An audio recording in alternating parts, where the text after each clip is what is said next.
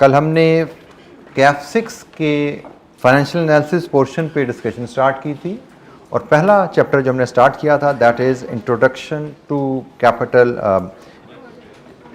Project appraisal. Capital project appraisal, इसको मेरी ज़बान पे बार बार कैपिटल का वर्ड इसलिए आ रहा है कि हम ज़्यादातर जो फाइनेंशियल मैनेजमेंट की बुक्स में इसको पढ़ाया जाता है वो कैपिटल इन्वेस्टमेंट अप्रेजल के नाम से पढ़ाया जाता है, कैपिटल इन्वेस्टमेंट अप्रेजल के नाम से पढ़ाया जाता है। तो इसलिए मेरी ज़बान पे भी ये ज़रा वर्ड जो capital introduction to project appraisal चढ़ नहीं रहा। तो कैपिटल इन्वेस्टमेंट अप्रेजल जिसको हम अक्सर आसानी से CIE से एब्रीवेट कर देते थे, तो मैं अगर इन्वेस्टमेंट अप्रेजल बोल रहा हूँ तो you should not get confuse. Project appraisal, capital project appraisal, capital investment appraisal एक ही बात है, ठीक है जी।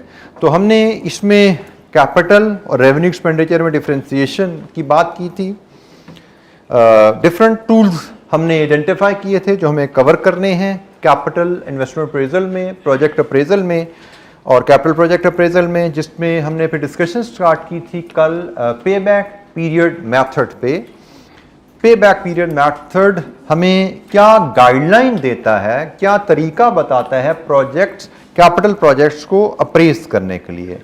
पे बैक पीरियड मेथड में हम प्रोजेक्ट पे बैक कैसे कैलकुलेट करते हैं, अगर किसी प्रोजेक्ट से annual returns, annual cash return equal हो या किसी प्रोजेक्ट से एनुअल कैश रिटर्न अनइवन हो। पे back period of a project हम कैसे कैलकुलेट करते हैं और फिर डिसीजन रूल क्या है, प्रोजेक्ट फिजिबिलिटी का फैसला कैसे किया जाता है और कंपैरिजन कैसे किया जाता है प्रोजेक्ट में। तो किसी पॉइंट पे, किसी कैलकुलेशन पे, किसी एक्सप्लेनेशन पे कोई आपको फर्दर क्लैरिटी चाहिए हो, कोई इशू कल की डिस्कशन से। अच्छा जी, एक एक्टिविटी छोटी सी मज़ीद ज़रा हम कल की रिवीजन के हिसाब से करते हैं, लेकिन उससे पहले एक छोटा सा ये एक असूल सीख लीजिए। कल हमने बातों में ये तो कहा था कि हम प्रोजेक्ट में जब इन्वेस्ट करते हैं तो प्रोजेक्ट से हमें जो रिटर्न आ रही है उस रिटर्न को रिटर्न को एज प्रॉफिट भी मैयर कर सकते हैं और फिर हमें प्रॉफिट और कैश फ्लो का फर्क भी पता है। अकाउंटिंग में हमने ये चीज सीखी भी है। पे बैक पीरियड मेथड में हम इन्वेस्टमेंट की कैश रिटर्न मैयर कर रहे हैं, जो हमने इन्वेस्टमेंट की है वो कैश टर्म में कितने अरसे में हमें वापस आई। हमने इस फार्मूला में जो टर्म यूज किया, डाटा में यूज कर रहे थे, कैश की टर्म यूज कर रहे थे, यहां पे भी कैश की टर्म यूज हो रही थी, लेकिन एट टाइम एग्जामिनर हमें कैश की बजाय प्रॉफिट में रिटर्न बता देता है कि आप अगर एक प्रोजेक्ट में इन्वेस्ट करेंगे उससे सालाना प्रॉफिट आपको इतना आएगा। अब प्रॉफिट को कैश में कन्वर्ट करना वैसे तो अकाउंटिंग में काफी लंबा प्रोसीजर हमने सीखा हुआ है, लेकिन यहां पे फाइनेंशियल एनालिसिस के सब्जेक्ट में हमें वो लंबा प्रोसीजर रिक्वायर्ड नहीं है। हमें एग्जामिनर समझते हैं कि प्रॉफिट को कैश में कन्वर्ट करना अकाउंटिंग में सिखा दिया गया है। यहां पे क्या जरूरी है कि हम प्रॉफिट और कैश में डिफरेंस कर पाएं कि भाई हमें एक सवाल में प्रॉफिट दे दिया गया है, हमें कैश चाहिए, तो हमारी जिंदगी यहां पे प्रॉफिट्स को कैश में कन्वर्ट करना बड़ी आसान रखी गई है और सिर्फ एक ही एडजस्टमेंट रिक्वायर्ड होती है, डेप्रिसिएशन। अगर हमें प्रॉफिट्स दे दिए जाएं तो हमें सिर्फ ये एग्जामिनर को बताने के लिए कि भाई हमें प्रॉफिट नहीं, हमें कैश चाहिए, तो हमें सिर्फ एक एडजस्टमेंट रिक्वायर्ड होगी उस सवाल में डाटा के मुताबिक कि प्रॉफिट में अगर डेप्रिसिएशन जो नॉन कैश कॉस्ट है, प्रॉफिट की कैलकुलेशन में नॉन कैश कॉस्ट चार्ज हुई होती है, तो अगर हम उस नॉन कैश कॉस्ट को ऐड कर दें तो हमें कैश बेनिफिट मिल जाता है। ये एक छोटी सी एडजस्टमेंट करनी पड़ती है। तो इसी एडजस्टमेंट को लेके एक हमारे पास इलस्ट्रेशन है यहाँ पे पे बैक पीरियड मेथड के ऊपर। इसकी रिक्वायरमेंट, सवाल हमेशा रिक्वायरमेंट से पढ़ते हैं जी। रिक्वायरमेंट है calculate pay back period of the project and advise on its feasibility if the company's benchmark, benchmark से मुराद standard pay back period is 4 years। तो प्रोजेक्ट का डाटा जी हमारे पास, ABC limited is evaluating a project which requires initial capital investment of 200 million. The project will have a life of 5 years and expected residual value of 20 million. Residual value हमने discuss किया, scrap value of capital asset at the end of its life. Financial controller has prepared the following forecast for the expected profits over the life of the project. So accounting profit in millions, year 1, year 2, year 3, year 4, year 5. हमसे कहा गया है पे back determine कीजिए. तो पहली चीज जो हम कैप्चर करते हैं, हमें इन्वेस्टमेंट तो दी गई है इनिशियल, लेकिन जो रिटर्न इन्वेस्टमेंट पे आनी है वो मेजर की गई है प्रॉफिट्स में. हमें चाहिए कैश फ्लो, तो हमें वो इक्वेशन जो हमने बात की हमें अप्लाई करनी पड़ेगी. हमें अकाउंटिंग प्रॉफिट में, सालाना प्रॉफिट में सालाना डेप्रिसिएशन ऐड करके हमें बनाने पड़ेंगे कैश फ्लोज, और फिर हम पे बैक कैलकुलेट कर पाएंगे. तो हम अगर ये डाटा अरेंज करें अपने पास,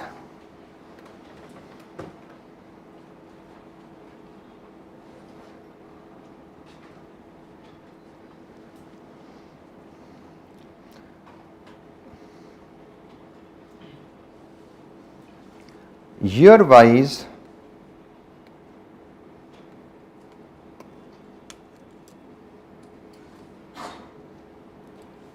मुझे अकाउंटिंग प्रॉफिट्स का डाटा दिया गया है, और मैंने जो बात अभी सीखी कि अकाउंटिंग प्रॉफिट में अगर हम डेप्रिसिएशन ऐड कर दें तो कैश फ्लोज आ जाते हैं. ठीक है, तो मैं पहले जो ईयर वाइज मुझे अकाउंटिंग प्रॉफिट का डाटा दिया गया है 1, 2, 3, 4, 5, हमें अकाउंटिंग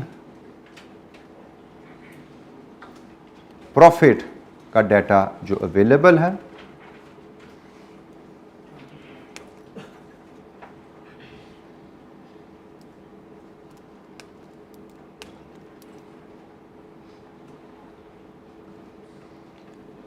उसमें हम डेप्रिसिएशन साथ अगर ले आए तो हम if this is A, this is B, A plus B, हम कैश फ्लोज ले पाएंगे. ठीक है जी, तो हम पहले डाटा यहाँ तक अरेंज करते हैं, फिर बाकी बात करेंगे. तो हमारे अकाउंटिंग प्रॉफिट की जो फिगर्स हैं, हमारे पास ये फिगर्स आ रही हैं जी 25, 37. ये अगर आप नोट कर लें, मुझे फिर लिखवा दीजिएगा वहाँ पे. 25, 37, 20, 45 एंड 15. ये काउंटिंग प्रॉफिट 25, 37, 20, 45 एंड 15. इसके बाद हमें एनुअल डेप्रिसिएशन कैलकुलेट करनी है. क्वेश्चन में हमें डेप्रिसिएशन की पॉलिसी के बारे में कोई इन्फॉर्मेशन नहीं है. हमें सिर्फ ये बताया गया है कि भाई इनिशियल इन्वेस्टमेंट 200 है और रेजिडुअल वैल्यू 20 है. In the absence of information we will assume straight line. और स्ट्रेट लाइन डेप्रिसिएशन कैसे कैलकुलेट की जाती है? Cost minus residual value divide with life. तो कितनी आई जी? 36, 36, 36, 36, 36. और अब हम कैश फ्लोज बनाते हैं. ये सारी वैल्यूज रुपीस इन मिलियन में हम ले रहे हैं, और हमारी इलस्ट्रेशन नंबर 1 हम सॉल्व कर रहे हैं. तो जनाब कितनी है cash flow? 61, 73, 66, 81, 51. Sorry, third one is 56. ये जी हमारे पास प्रोजेक्ट के कैश फ्लोज आ गए हैं कि अगर हम इन्वेस्टमेंट करें. अब मैं करता क्या हूं, मैं इसी कॉलम, इसी टेबल में यहां पे एक इन्वेस्टमेंट की फिगर भी डाल देता हूं. वो 200 मिलियन की है, और इन्वेस्टमेंट एज आउटफ्लो हम इनकॉर्पोरेट यहीं पे कर देते हैं डायरेक्ट. ठीक है, और मैं साथ इसी टेबल में रेजिडुअल वैल्यू भी इनकॉर्पोरेट कर देता हूं. ईयर 5 में मुझे बताई गई है रेजिडुअल वैल्यू कितनी थी? 20. वो मैं यहां पे इनकॉर्पोरेट कर देता हूं. तो ये मेरा पूरा कॉलम रेडी हो गया. ये उस शेप में आ गया जैसे कल हमने प्रोजेक्ट ए देखा था, प्रोजेक्ट बी देखा था, वही शेप होगी ना. सिर्फ हमें जो एनुअल रिटर्न थी उसमें एडजस्टमेंट करनी पड़ी. बाकी ऊपर नीचे डाटा हमारा एडजस्ट हो गया है. तब इसको हमें करना क्या है? क्यूमुलेटिव कैश फ्लोज की वर्किंग बनानी है जी. और वर्किंग वो हमारी बताती है, जब इन्वेस्टमेंट की हम 200 नेगेटिव हैं, एक साल बाद 61 रिकवर हुआ, 139, 73 recovered, 66, 56 recovered, 10 still नेगेटिव और यहां पे आके हम 71 पॉजिटिव हो जाते हैं। इसका मतलब हमारा पे back 3 years and few months है और उसके लिए हमने फार्मूला पढ़ा था pay back period is equal to 3 + 10/81 3.12 years। लीजिए जी, ये हमारा पे बैक है। हमारे लिए 3.12 years लिखना ही काफ़ी है। इसको मंथ्स में कन्वर्ट करना तभी ज़रूरी है जब एग्जामिनर हमसे मांगेगा, प्रॉब्ली एमसीक्यूज में या रिक्वायरमेंट में उसने लिख दिया पे बैक इन मंथ्स बताइए, तो फिर हम 0.12 को इंटू 12 करके मंथ्स में कन्वर्ट कर सकते हैं। तो पे बैक पीरियड कैलकुलेट करना। Any question? पे बैक पीरियड, जो पैसा इन्वेस्टर की जेब से गया प्रोजेक्ट में, कैपिटल प्रोजेक्ट में, वो पैसा कैश प्रोजेक्ट कितनी देर में कमा के वापस करेगा? प्रॉफिट्स नहीं, हमें कैश में रिटर्न चाहिए होती है। This is what we learn here. जी, एनी क्वेश्चन? कोई सवाल? अच्छा जी, पे बैक एक सिंपल टूल, जैसे मैंने कल कहा था, हम एक्सपेक्ट करेंगे कि अगर ये टूल हमें आया भी तो शायद एमसीक्यू में आए। 2-3 नंबर से ज़्यादा इसकी हम एक्सपेक्टेशन नहीं रखते इसका वेट का। अब हम एडवांस टेक्निक्स की तरफ मूव करेंगे। हम एक्सपेक्ट कर रहे होंगे कि हमें एडवांस टेक्निक्स से क्वेश्चन आएंगे। बाय द वे, पे बैक पीरियड मेथड कैफ 8 में जब ये हमारे पास होता था कैपिटल इन्वेस्टमेंट अप्रेजल का टॉपिक, तो वहां पे बैक पीरियड मेथड हमारे सिलेबस का हिस्सा नहीं था। कैफ 6 जब बनाया गया है तो इसमें यह टॉपिक ऐड किया गया है। तो इसलिए हम जब पास्ट पेपर्स देखेंगे तो पास्ट पेपर तो हमारे पास कैफ 8 के ही हैं। हाँ, मॉडल पेपर हमारे पास अवेलेबल है कैफ 6 का, हमें स्प्रिंग 22 का कैफ 6 का पेपर अवेलेबल है। तो कैफ 8 में तो हमें क्वेश्चन मिलते ही एडवांस्ड टूल्स पे हैं, नेट प्रेजेंट वैल्यू IRR पे, क्योंकि उस जमाने में सिलेबस में था ही नहीं पे बैक। MFA में सिलेबस में जरूर है, लेकिन अभी तक ना मॉडल पेपर में हमें पे बैक पे क्वेश्चन नजर आया, ना हमें स्प्रिंग 22 में पे बैक पे क्वेश्चन नजर आया। इसकी सिग्निफिकेंस इंपॉर्टेंस कम है, आसान टॉपिक है। मैं फिर बता रहा हूँ कि हमें MCQ से ज़्यादा इसमें एक्सपेक्टेड नहीं है। जो इलस्ट्रेशन नोट्स में 1-2 अवेलेबल हैं वही आप कीजिएगा। इसके अलावा कोई बहुत ज़्यादा रिसर्च करने की इस पर ज़रूरत नहीं है कि नहीं जी पास पेपर नहीं है तो कहीं से जाकर ढूंढें, कोई ज़रूरत नहीं है। जो क्लास में पढ़ लिया, जो नोट्स में लिखा होगा, क्वेश्चन होंगे, मोर देन सफिशिएंट। ठीक है, और कुछ आपको इसमें पढ़ने की ज़रूरत नहीं है। ज़्यादा पढ़ने की ज़रूरत हमें पड़ेगी, ज़्यादा रिवीजन, ज़्यादा प्रैक्टिस, एडवांस टेक्निक्स पे ज़रूरत पड़ेगी, जिनमें से हमें 99% चांसेस हैं कि हमें क्वेश्चन यहाँ से आएगा। तो एडवांस टेक्निक की तरफ चलने के लिए हमें सबसे पहले कॉन्सेप्ट पढ़ना है टाइम वैल्यू ऑफ मनी का। टाइम वैल्यू ऑफ मनी का कॉन्सेप्ट पढ़ा हुआ जी आपने को QM वगैरह में कहीं? बिल्कुल पढ़ा, वेरी गुड। तो क्या होता है जी टाइम वैल्यू ऑफ मनी? जरा हम फिर जरा रिकैप लेते हैं इसका। What is time value of money? जी, एनी वॉलंटियर, एक बच्चा हाथ खड़ा करे और बताए जी बेटा। Money loses value over time. Money loses value over time. जैसे जैसे वक्त गुजरते हैं, the money that you have, you hold a note of 1000, वक्त गुजरने के साथ डे बाय डे उसकी वैल्यू कम होती जाती है। और मनी की value, how do we measure money's value? Money की वैल्यू से क्या मुराद है? 1000 रुपए की वैल्यू से क्या मुराद है? Number of goods, commodities that you can buy. In simple words कहें तो purchasing power of the money. आपके वक्त गुजरने के साथ पैसे की परचेजिंग पावर कम होती जाती है। This is time value of money. इस कॉन्सेप्ट को हम एक और अंदाज से अगर समझें ताकि हम टाइम वैल्यू ऑफ मनी के पीछे कॉजेज को समझ सकें।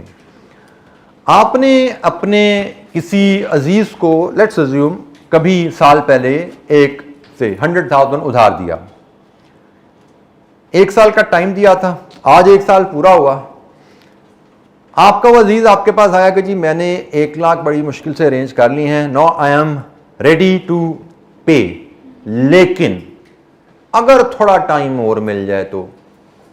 मुझे कहा जी पैसे मैंने अरेंज कर लिए हैं, मेरे पास हैं, अगर थोड़ा टाइम और मिल जाए।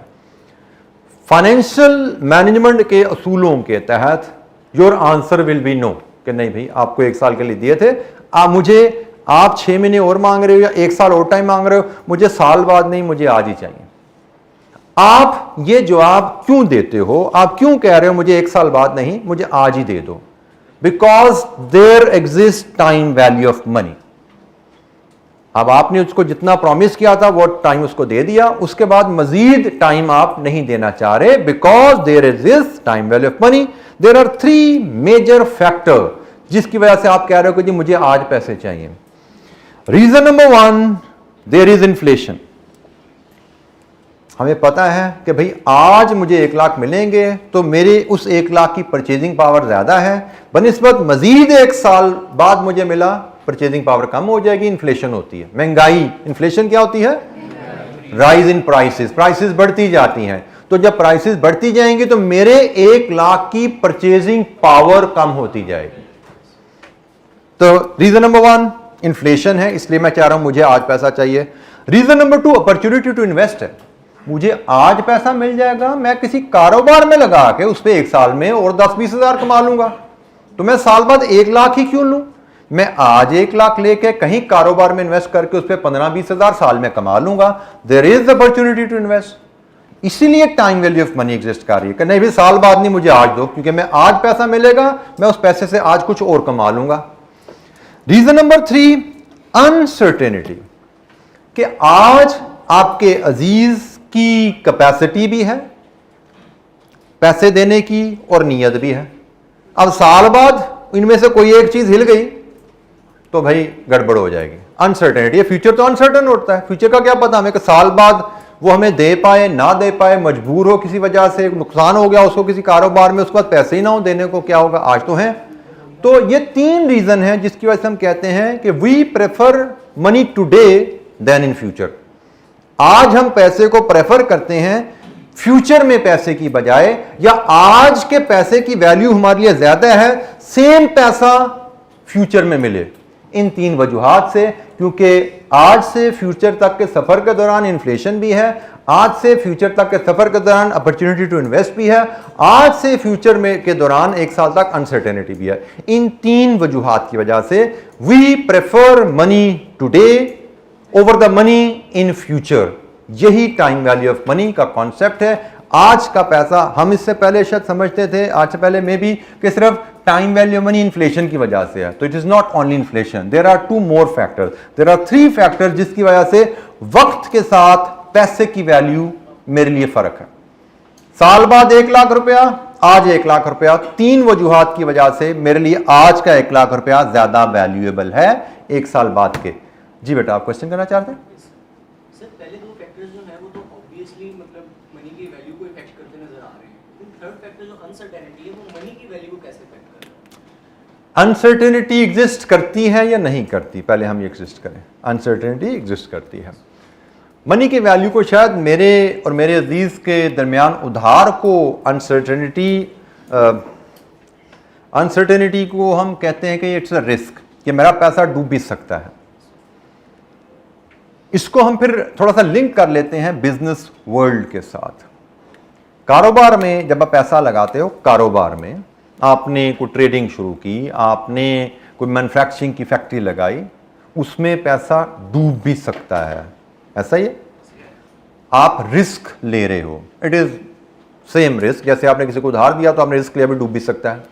बैंक जैसे किसी को उधार देते हैं तो रिस्क लेते हैं, भाई वो बंदा डिफॉल्ट भी कर सकता है, उसको कारोबार में लगाया, कारोबार में नुकसान भी हो सकता है, तो बैंक भी रिस्क ले रहे हैं। आप भी अगर इन्वेस्टर किसी कारोबार में पैसा लगाते हो, आप भी रिस्क ले रहे हो। जब आप रिस्क लेते हो तो उस रिस्क के अगेंस्ट फिर आप रिटर्न भी चाहते हो। ठीक है, तो वहां से फिर वैल्यू ऑफ मनी का कॉन्सेप्ट आ जाता है कि भाई मैं रिस्क ले रहा हूं कि आपको मैं 1 साल दे रहा हूं और उसके अगेंस्ट मिलना तो मुझे कुछ नहीं है, तो फिर वो टाइम वैल्यू ऑफ मनी का कॉन्सेप्ट वहां पे भी एप्लीकेबल हो जाता है। जी जनाब, एनी क्वेश्चन? इस टाइम वैल्यू ऑफ मनी का कॉन्सेप्ट हमने देखा कि money loses value with the passage of time. अब इस कॉन्सेप्ट को एक लम्हे के लिए हम जरा देख के ये समझने के बाद, एब्जॉर्ब करने के बाद कि आज का 1 लाख, साल बाद का 1 लाख, आज का 1 लाख यकीनन ज्यादा है, हम जरा दोबारा डिसीजन मेकिंग की तरफ आते हैं।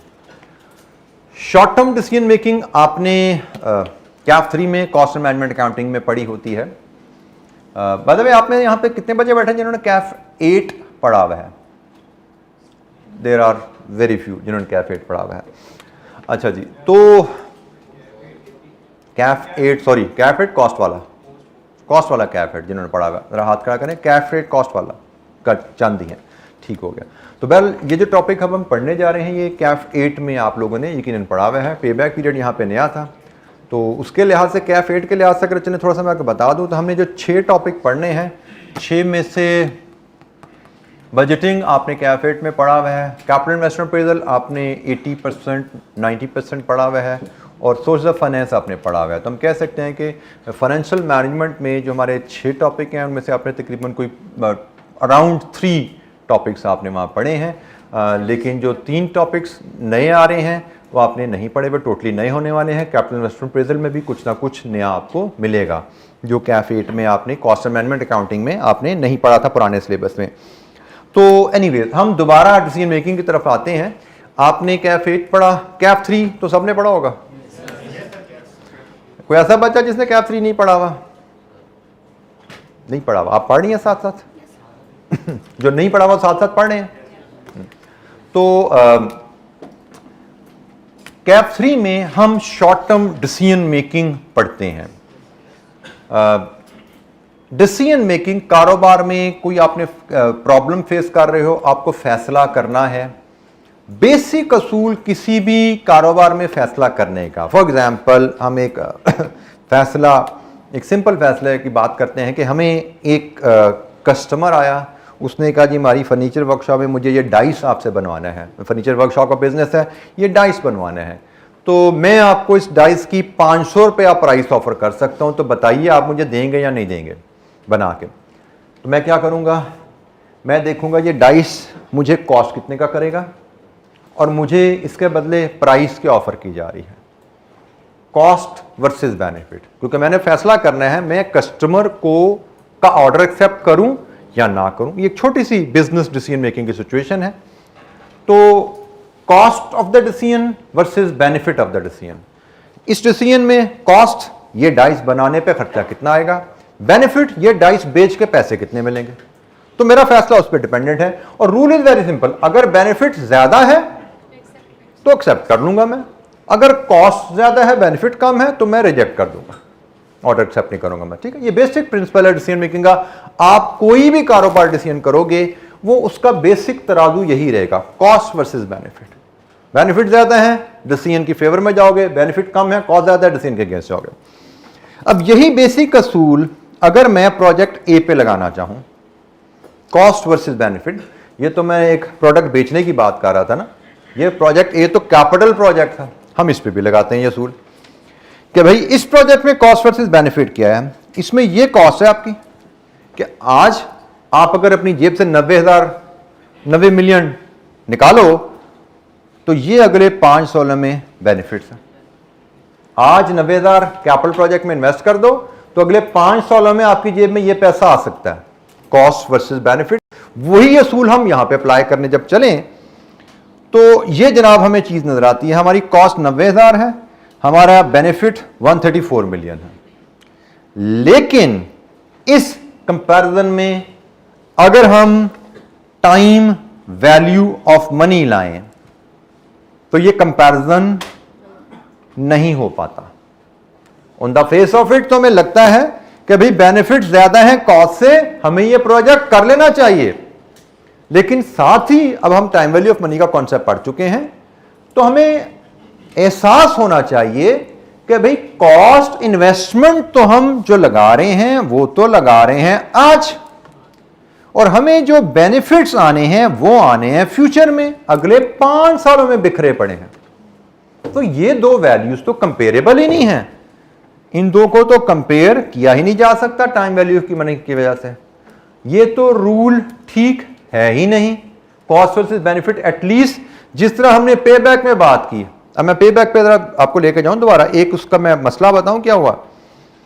हमने पे बैक में क्या सीखा था कि हमने 90,000 आज लगाए, कैलकुलेट करो ये 90,000 कितने सालों में वापस आए। हमने कहा जी हमारा 90,000 3 साल में वापस आ गया, तो मुझे जो 3 साल में 90,000 वापस आया है उसकी वैल्यू उतनी है जो मैंने लगाया था? Answer is no. तो ये एक पेबैक का बड़ा ड्रॉबैक है। हम कैलकुलेट तो यहां कर रहे हैं कि जो पैसा लगाया वो कितनी देर में वापस आया, लेकिन हम इग्नोर कर रहे हैं उस पैसे की वैल्यू को, कि जो पैसा लगाया था 90,000 वो आज लगा रहे हैं, जो वापस आ रहा है 3 सालों में वो तो 3 सालों में आ रहा है, उसकी वैल्यू सेम नहीं है। तो कहने को मुझे 90,000 वापस जरूर आए हैं, लेकिन असल में मुझे मेरी इन्वेस्टमेंट के बराबर पैसा वापस नहीं आया। मेरे 90,000 की वैल्यू तो बहुत ज्यादा थी, अगले 3 सालों में पैसा वापस आया तो ये इन्वेस्टमेंट की वापसी नहीं हुई, ये तो उसका कुछ हिस्सा ही शायद आया होगा। तो टाइम वैल्यू ऑफ मनी का कॉन्सेप्ट जब हम लाते हैं तो हमें लगता है कि भाई ये इन्वेस्टमेंट और उसकी वापसी का कंपैरिजन इतना आसान नहीं है, क्योंकि इन्वेस्टमेंट हम करते हैं आज कैपिटल प्रोजेक्ट्स में। जब ये मैं टेबल बेच रहा हूं ना, उसमें ये मसला नहीं है आज बनाना है कल बेच देना है। टाइम वैल्यू ऑफ मनी का कॉन्सेप्ट तो जो टाइम के साथ आता है ना, टाइम भी जब कोई महीनों में सालों में हो, दिनों में टाइम से तो वैल्यू में फर्क नहीं पड़ता ना। वैसे तो पाकिस्तान में पड़ जाता है, कीमतें दिनों में बढ़ जाती हैं, लेकिन रूटीन में दिनों में कीमतें नहीं बदलती। Time value over the longer period, generally हम टाइम वैल्यू के लिए 1 साल का वक्फे को कम से कम कंसिडर करते हैं। तो प्रोडक्ट बना के बेचना जो हमने कॉन्सेप्ट कॉस्ट अकाउंटिंग में कैप 3 में सीखा, वहां पे 1 साल नहीं लगता, प्रोडक्ट बना के बेचने में दिन लगते हैं, हफ्ते लगते हैं, तो वहां पे टाइम वैल्यू मनी का कॉन्सेप्ट नहीं आता। लेकिन कैपिटल प्रोजेक्ट्स में जब हम कॉस्ट बेनिफिट कर रहे हैं तो यहां पे टाइम वैल्यू का कॉन्सेप्ट आ जाता है, क्योंकि कैपिटल प्रोजेक्ट तो प्रोजेक्ट होते ही वो हैं जिनकी लाइफ कई सालों पे होती है। जैसे यहां पे हम बात कर रहे हैं इन्वेस्टमेंट हम आज करेंगे, रिटर्न हमें अगले 5 सालों में आएगी। तो कॉस्ट वर्सेस बेनिफिट में यहां पे चैलेंज आ जाता है। असूल वही है, कॉस्ट वर्सेस बेनिफिट का कंपैरिजन होना चाहिए। चैलेंज कैपिटल प्रोजेक्ट में क्या आ जाता है, कॉस्ट वर्सेस बेनिफिट का कंपैरिजन इतना सिंपल नहीं है, क्योंकि कॉस्ट या इन्वेस्टमेंट प्रेजेंट में होती है और बेनिफिट फ्यूचर कई सालों में आते हैं। अच्छा जी, इस मसले का हल भी आपने पढ़ा हुआ है क्यूएम में। क्या हल है जी? डिस्काउंटिंग। इस मसले का हल डिस्काउंटिंग, ये भी आपने क्यूएम में पढ़ा हुआ है। क्यूएम में आपको सिखाया गया था, it's a quick recap of that, कि एक कंपाउंडिंग फंक्शन होता है जो कि प्रेजेंट वैल्यू को फ्यूचर वैल्यू में कन्वर्ट करता है, और ये जनाब कंपाउंडिंग का फार्मूला है जो आपने सीखा हुआ है। Future value equal to present value to 1 + r raised to power n। ऐसा ही है जी। किसी बच्चे को रिकॉल करने में कोई एम्बिग्युइटी हो, दिक्कत तो पूछेगा। डिस्काउंटिंग हमने पढ़ा हुआ है कि भाई वो तो कंपाउंडिंग का उलट होता है, ये फ्यूचर वैल्यू को प्रेजेंट वैल्यू में कन्वर्ट कर देता है, और यही फार्मूला कंपाउंडिंग का हम अरेंज करते हैं इस शेप में। तो ये डिस्काउंटिंग का फार्मूला कहलाता है कि हमें एक फ्यूचर वैल्यू गिवन हो, कितने साल बाद वो फ्यूचर वैल्यू आनी है, और रेट हमें पता हो, आर पता हो, इसको हम एक्सप्लेन करेंगे आगे चल के मजीद, तो हम उसकी आसानी से प्रेजेंट वैल्यू कैलकुलेट कर सकते हैं। इसको हम इस तरह भी एक्सप्रेस करते हैं, present value is equal to future value into 1 + r raised to power -n। हम इस तरह भी इसको एक्सप्रेस कर लेते हैं, ठीक है। तो मैथमेटिकल प्रेजेंटेशन है 1/1 + r raised to power n करें या into 1 + r raised to power -n करें, ये दोनों प्रेजेंटेशन हमारे पास अवेलेबल हैं। तो कंपाउंडिंग का फार्मूला आपके पास है, डिस्काउंटिंग का फार्मूला आपके पास है, और छोटी सी हम जरा इन फार्मूलाज की एप्लीकेशन की एक्टिविटी देखते हैं। ये मैंने कल आपसे ग्रुप में, मुझे लगा कल बहुत ज़्यादा लोग ऐड नहीं हुए, फिर भी मैंने वो शेयर कर दिया था डाटा स्लाइड्स जिसमें ये एग्जांपल्स मैंने आपसे शेयर की थी। तो ये एग्जांपल्स अब हमें ज़रा परफॉर्म करनी है। एग्जांपल इलस्ट्रेशन 3 से ऑनवर्ड। तो जनाब ये छोटी छोटी सी कैलकुलेशन है कंपाउंडिंग की, डिस्काउंटिंग की, ये परफॉर्म कीजिए और इनका मुझे जवाब बताते जाइए ज़रा। 3 illustration 3, how much money we receive in 3 years time if we invest 100,000 today in a bank at 20% per annum. This is a compounding activity, क्योंकि हमें फ्यूचर वैल्यू चाहिए। तो 100,000 इंटू 1.2 रेज़्ड टू पावर 3 कितनी जी? 170,800। ये एक्टिविटी इलस्ट्रेशन 3 हो गया। Calculate value of 38,000 invested for 7 year at 5%। So 38,000 invested for at 5% for 7 year, कितना बना जी? 434 0 ये भी कंपाउंडिंग एक्टिविटी है। तो फ्यूचर वैल्यू आपने डिटरमिन करनी है। आज इन्वेस्ट करें 7 साल में कितना पैसा होगा, कंपाउंडिंग का फार्मूला यूज होगा। आज इन्वेस्ट करें 3 साल में कितना पैसा इकट्ठा हो जाएगा, कंपाउंडिंग का फार्मूला यूज होगा। डिस्काउंटिंग में हमारे पास ये फार्मूला है जनाब, इस 1/1 + r, जैसे मैंने कहा इसको 1 + r⁻⁻ n भी कहा जाता है, इसको हम डिस्काउंट फैक्टर भी कहते हैं। तो डिस्काउंटिंग की ये कुछ एक्टिविटी हमारे पास है जी। इलस्ट्रेशन 5 डिस्काउंटिंग की एक्टिविटी, इसको परफॉर्म कीजिए, बताइए। What should be invested now to receive 10,000 in 4 years time? 7350। जी illustration 6, what is the present value of 115,000 receivable in 9 years time if R is 6%? 68068 बस 68068 जी। एनी क्वेश्चन, कोई सवाल जी? Compounding and discounting. डिस्काउंटिंग हमें क्या बताती है कि फ्यूचर में जो पैसा आना है वो आज के कितने पैसे के बराबर है। 4 साल बाद 10,000 इफ R is 8%। R को रेट ऑफ रिटर्न है, इसको मजीद हम एक्सप्लेन करेंगे अभी आगे चल के। 4 साल बाद 10,000 इफ R is 8%, आज के 7350 के बराबर है। 9 साल बाद 1,15,000 if rate of return is 6%, आज के 68068 के बराबर है। सो डिस्काउंटिंग की मदद से हम फ्यूचर वैल्यूज को प्रेजेंट वैल्यूज में कन्वर्ट कर पाते हैं। एक और छोटी सी एक्टिविटी, इलस्ट्रेशन 7, ये थोड़ी सी जरा एलैबोरेटेड एप्लीकेशन है डिस्काउंटिंग फंक्शन की। What should lender accept the offer?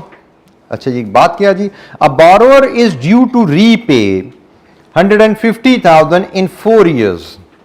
He has offered to pay an extra 30,000 as long as he can repay after 6 years. Lender has arranged funds at 8%. Lender जिसने उधार दिया पैसा customer ने वापस करना था, उधार वापस करना था 4 साल बाद 1,50,000। कस्टमर कहता है जी मैं आपको 30,000 एक्स्ट्रा दे दूंगा अगर आप मुझे 6 साल अलाउ कर दें, मतलब 4 की जगह 6 साल बाद पैसा ले लें। अब लेंडर के पास 2 ऑप्शन है, 4 साल बाद 1,50,000 या 6 साल बाद 1,80,000। अब क्वेश्चन इज, क्या ये 4 साल बाद का 1,50,000 और 6 साल बाद का 1,80,000 कंपेरेबल है? एज सच नो, क्योंकि एक पैसा 1,50,000 है, कम है, एक पैसा ज्यादा 1,80,000 6 साल बाद है, लेकिन वो है भी तो 6 साल बाद ना। पैसे ज्यादा हैं लेकिन है भी तो दूर, और जो पैसा जितनी दूर जाता जाता है उसकी वैल्यू उतनी कम होती जाती है। जितना फ्यूचर में लेट जाते जाएंगे पैसे की वैल्यू कम होती जाती है। तो हमने कहा जी 1,50,000 4 साल बाद, 1,80,000 6 साल बाद, ऐसे तो कंपेरेबल नहीं है। कंपेयर करने का तरीका क्या है? दोनों की प्रेजेंट वैल्यू ले लो। प्रेजेंट वैल्यू का मतलब दोनों आज कितने पैसे के बराबर हैं। तो 6 साल बाद का 1,80,000 आज के कितने पैसे के बराबर है? 4 लाख का 4 साल बाद का 1,50,000 आज के कितने पैसे के बराबर है? देन वी कैन कंपेयर, फिर हम कंपेयर कर पाएंगे। तो वो जनाब एक्टिविटी हम करते हैं। रेट हमारा 8% उसने बताया हुआ है, तो हम कैलकुलेट करते हैं।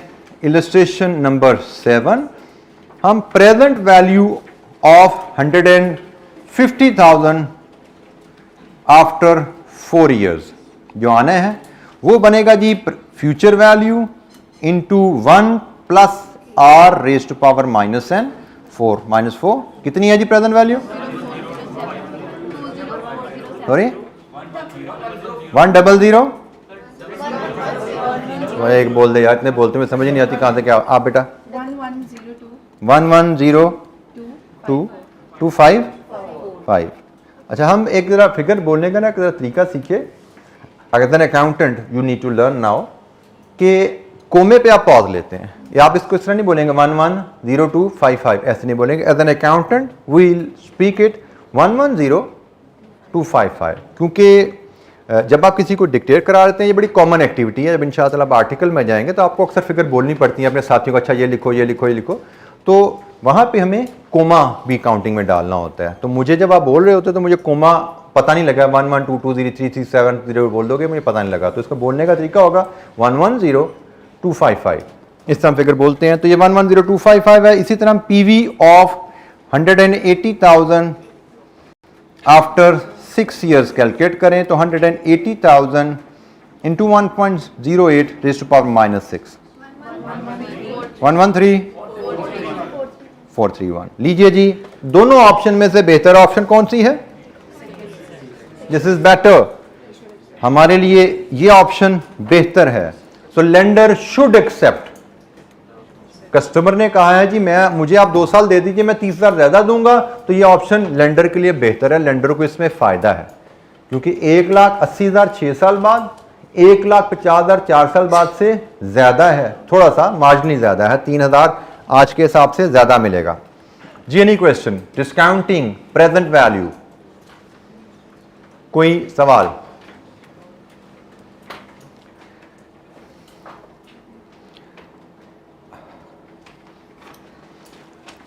अच्छा जी, इस कॉन्सेप्ट को हम अब लेके दोबारा प्रोजेक्ट ए पे चले जाते हैं। हमने जो मसला यहाँ पे आइडेंटिफाई किया था, हमें इस प्रोजेक्ट की वैल्यूएशन में चैलेंज किया गया ये असूल लगाते हुए कॉस्ट वर्सेस बेनिफिट, क्या भाई ये बेनिफिट्स फ्यूचर में है, कॉस्ट आज है, कंपैरिजन नहीं हो सकता। लेकिन हैविंग लर्न्ड डिस्काउंटिंग टेक्निक, अब हम क्या चीज सीख पाए हैं कि भाई जो ये फ्यूचर का पैसा है इसको अगर हम डिस्काउंट कर लें, इसको हम डिस्काउंट करें तो ये वीपीवी में आ जाएगा। इन्वेस्टमेंट ऑलरेडी प्रेजेंट वैल्यू में, तो अगर हम बेनिफिट्स को भी प्रेजेंट वैल्यू में कन्वर्ट कर लें तो फिर कॉस्ट वर्सेस बेनिफिट का कंपैरिजन हो सकता है। और बेनिफिट्स को, फ्यूचर बेनिफिट्स को प्रेजेंट वैल्यू में कन्वर्ट करने का तरीका क्या है? इसको 1 + r raise to power -n से मल्टीप्लाई कर दें, प्रेजेंट वैल्यू बन जाएगी।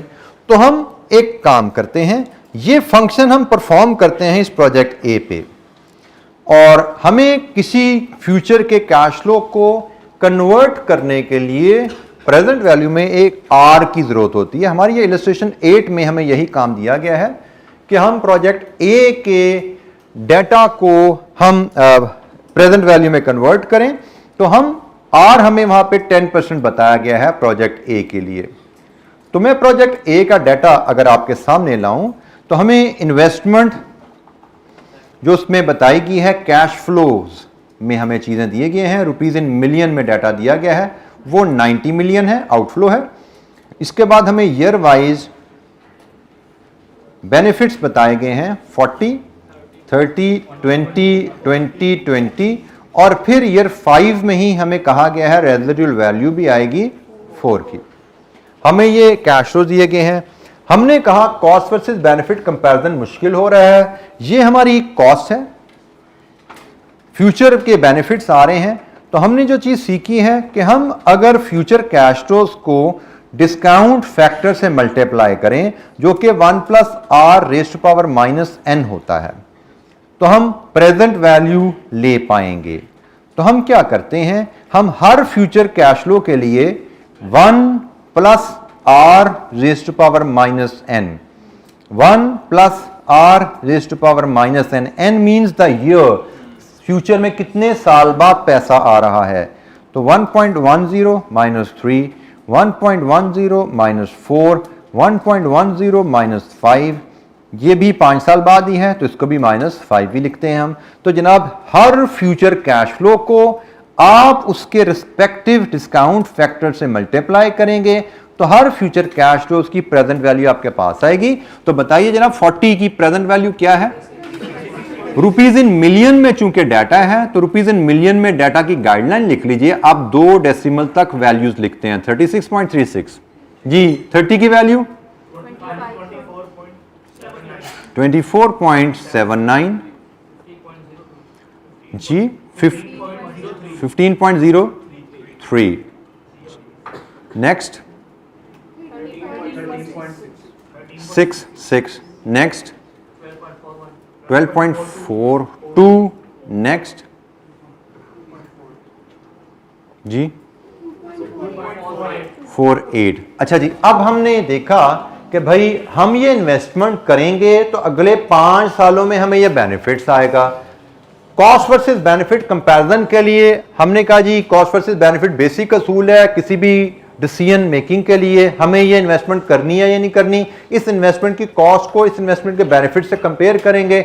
इशू क्या आया, इन्वेस्टमेंट आज होनी है, बेनिफिट्स फ्यूचर में 5 सालों में है। हल क्या निकाला, कंपैरिजन के लिए बेनिफिट्स को डिस्काउंट कर लो, बेनिफिट्स की भी प्रेजेंट वैल्यू ले लो। तो जनाब ये हमने बेनिफिट्स इकट्ठे किए हैं, इनका सम हम यहां पे लेते हैं। जरा present value of the benefits, मुझे सम बताइए इनका क्या आ रहा है। 104.74। ये हमारे पास बेनिफिट्स की प्रेजेंट वैल्यू आ गई। और मैं अगर ये जो इन्वेस्टमेंट है ऑलरेडी प्रेजेंट वैल्यू में है, इसको मैं एज इट इज इसी कॉलम में एक्सटेंड कर दूं तो मैं इस कॉलम के सम से देख सकता हूं benefits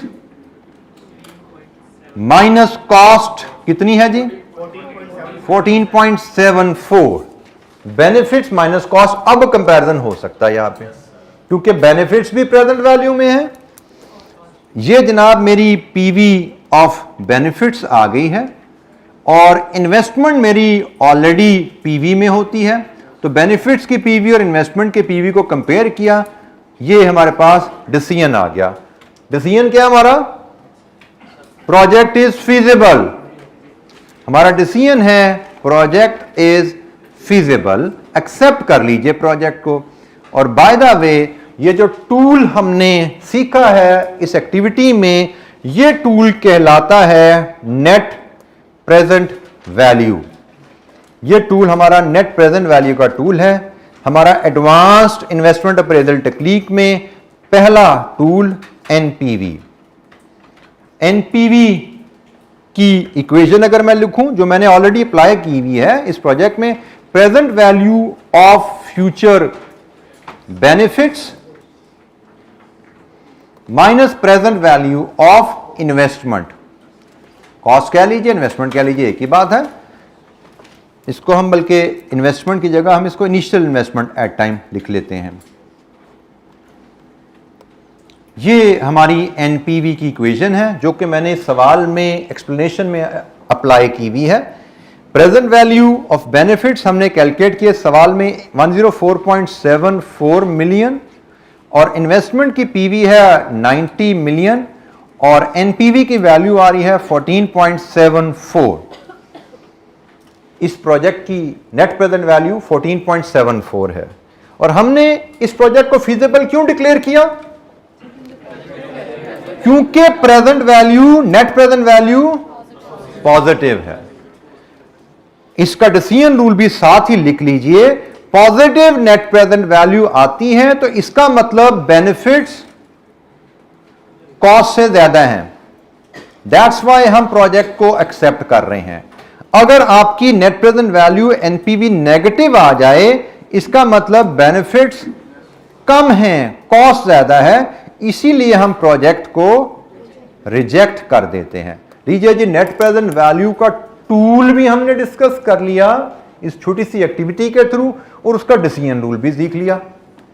net present value positive, इस इक्वेशन से नेट प्रेजेंट वैल्यू कैलकुलेट की जाती है, PV of benefits minus PV of initial investment. ये इक्वेशन हमने इस टेबल में अप्लाई की हुई है। ये हमारे फ्यूचर बेनिफिट्स हैं, ये इन्वेस्टमेंट करें तो ये बेनिफिट्स मिलेंगे फ्यूचर में। इन बेनिफिट्स की प्रेजेंट वैल्यू हमने कैलकुलेट कर ली और हमें 10% बताया गया था इस क्वेश्चन में, क्योंकि जब भी हम net present value, future value, time value का कॉन्सेप्ट इस्तेमाल करना चाहेंगे हमें आर पे इंफॉर्मेशन रिक्वायर्ड होगी। फिलहाल तो आर का मतलब मैं आपको रेट ऑफ रिटर्न का मतलब एक्सप्लेन कर दूंगा मे बी कल, लेकिन आर की कैलकुलेशन भी आपके सिलेबस में आ चुकी है। कॉस्ट ऑफ कैपिटल हमारा एक चैप्टर है, एक टॉपिक है जो कि बीएफडी से इधर ट्रांसफर हुआ है। वो कैलकुलेशन भी इंशाअल्लाह आगे चल के हम सीखेंगे। फिलहाल इस चैप्टर में इसका हम सिर्फ मीनिंग समझेंगे। तो एनीवेज हमें कॉस्ट ऑफ कैपिटल आर हमें गिवन होता है, रेट ऑफ रिटर्न हमें गिवन है। हम फ्यूचर बेनिफिट्स को उस रेट की मदद से डिस्काउंट कर लेते हैं, प्रेजेंट वैल्यू ले लेते हैं। फ्यूचर बेनिफिट्स की प्रेजेंट वैल्यू माइनस इन्वेस्टमेंट जो कि ऑलरेडी प्रेजेंट में है, इसको डिस्काउंट करने की कोई जरूरत नहीं है। डिस्काउंटिंग सिर्फ फ्यूचर की कैश फ्लोज की जाती है, ऑलरेडी प्रेजेंट में है। ये नेट प्रेजेंट वैल्यू हमारे पास आई। ये जो इक्वेशन एनपीवी के हमने लिखी है, इस इक्वेशन की एप्लीकेशन इस कॉलम में हो रही थी। Anyways, benefits minus investment positive NPV हमें क्या बता रही है कि बेनिफिट कॉस्ट से ज्यादा है, प्रोजेक्ट एक्सेप्ट कीजिए। अगर हमारा आंसर नेगेटिव आ जाता तो हमारा डिसीजन प्रोजेक्ट को रिजेक्ट करना होता। जी any question, net present value का इन्वेस्टमेंट कैपिटल इन्वेस्टमेंट अप्रेजल का टूल कैसे अप्लाई किया जाता है, और नेट प्रेजेंट वैल्यू में हम फिजिबिलिटी के ऊपर फैसला कैसे करते हैं। जी बेटा,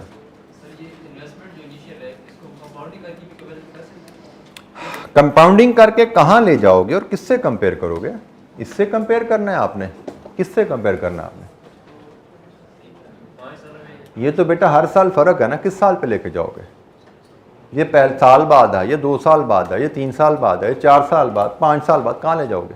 किससे कंपेयर करोगे? बेनिफिट्स इकट्ठे थोड़ी आ रहे हैं कभी, क्या बेनिफिट्स के बराबर उनको जाके खड़ा कर दो? बेनिफिट्स तो बिखरे पड़े हैं, बेनिफिट्स तो बिखरे पड़े हैं अगले 5 सालों में, ठीक है? तो इसको कहाँ ले जाओगे, किससे कंपेयर करोगे? किसी एक टाइम पे खड़े हो ना, फिर कंपेयर होगा। जैसे हमने कहा किया, ये इधर है तो इन सबको 0 पे ले आओ।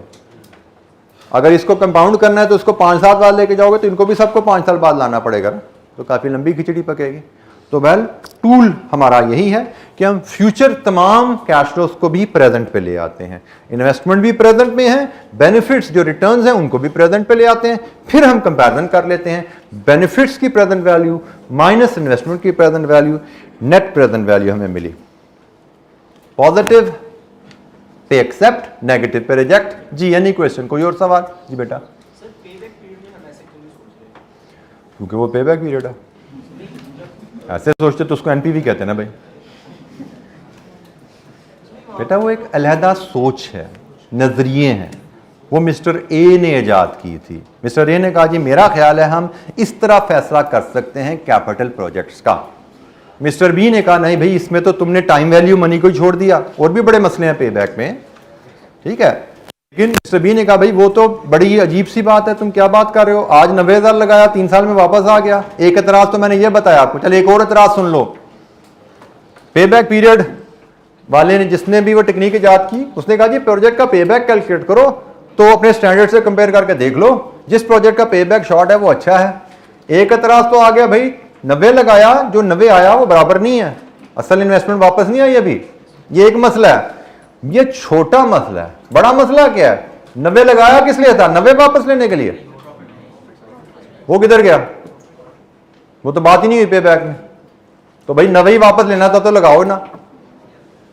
रिटर्न ऑन इन्वेस्टमेंट किधर है? रिटर्न ऑफ इन्वेस्टमेंट की बात हो रही थी उसमें और भी बड़े मसले हैं।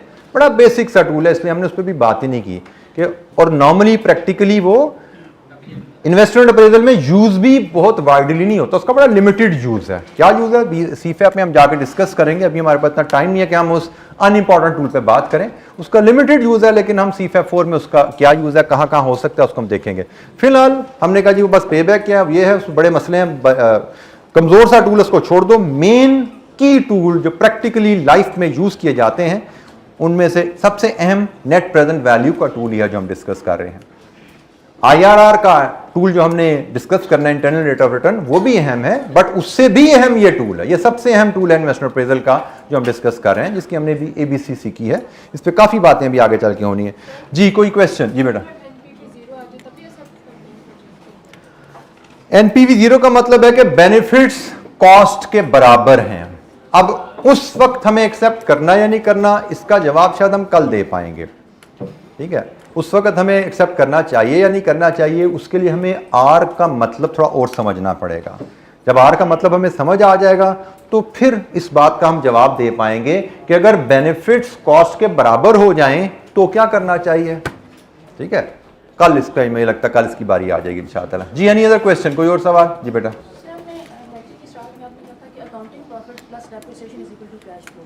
प्रॉफिट को तो usually cash plus non cash transaction दोनों हिट कर ही होती हैं, और कैश फ्लो में सिर्फ कैश एडजस्टमेंट्स हिट करती हैं उसको। तो जब हम प्रॉफिट में डेप्रिसिएशन जो कि नॉन कैश एडजस्टमेंट है उसको ऐड करें तो वो फिर कैश फ्लो की इक्वल तो नहीं आनी चाहिए? बेटा Like logic आपने अभी खुद ही बोला कि प्रॉफिट की कैलकुलेशन में नॉन कैश आइटम भी डिडक्ट हुई होती हैं। शायद प्रॉफिट की कैलकुलेशन में depreciation is one non cash expense जो वहाँ पे डिडक्ट हुआ है, हम उसको ऐड कर रहे हैं। कट क्या था, कटौती थी, वापस डाल दो। There are other non cash deductions as well, लेकिन हमारे स्कोप पे एक ही फिलहाल रहेगी। इसके अलावा हमें कोई और non cash item cash flow accounting में हमें सिखा दी गई है, वो वहां पे कॉन्सेप्ट टेस्ट होगा। यहां पे सिर्फ एक कॉन्सेप्ट टेस्ट होता है, क्या आप कैश फ्लो और प्रॉफिट के इस्तेमाल में फर्क कर पाते हो? आपको पता है कहां पे कैश फ्लो आपको चाहिए, कहां पे प्रॉफिट चाहिए, इस चीज को रजिस्टर करवाना है। बाकी उसने आपको प्रॉफिट को कैश फ्लो बनाना अकाउंटिंग में सिखा दिया हुआ है। प्रैक्टिकल लाइफ में आप अकाउंटिंग टॉपिक की हेल्प ले लोगे, बट यहां पे you are not suppose to know financial accounting cash flow knowledge in this subject. जी एनी क्वेश्चन, कोई सवाल? आज के लिए इतना ही। कल हम मजीद इस नेट प्रेजेंट वैल्यू को टॉपिक को लेके आगे चलेंगे इंशाअल्लाह। Thank you very much. अस्सलाम वालेकुम।